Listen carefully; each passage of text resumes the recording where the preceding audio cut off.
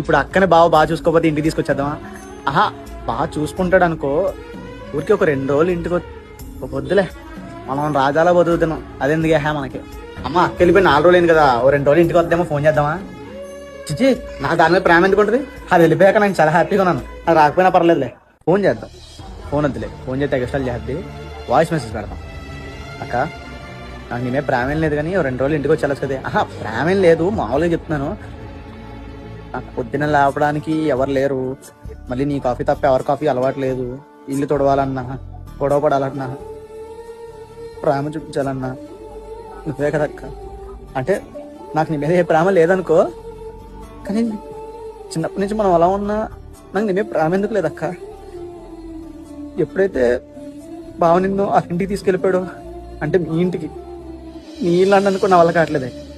ఎప్పుడైతే అక్కడికి వెళ్ళిపోయావో అప్పటి నుంచి నాకు అదో రకంగా అయిపోయింది అక్క. ఏమోనే, నాకు నీ మీద నువ్వంటే నాకు ఎంత ఇష్టం అని చెప్పి నాకు అప్పుడు అర్థమైంది.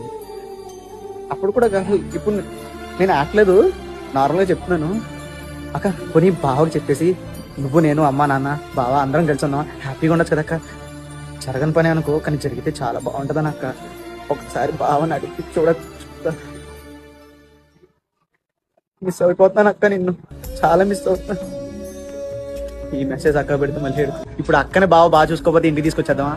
ఆహా, బాగా చూసుకుంటాడు అనుకో, ఊరికి ఒక 2 రోజులు ఇంటికి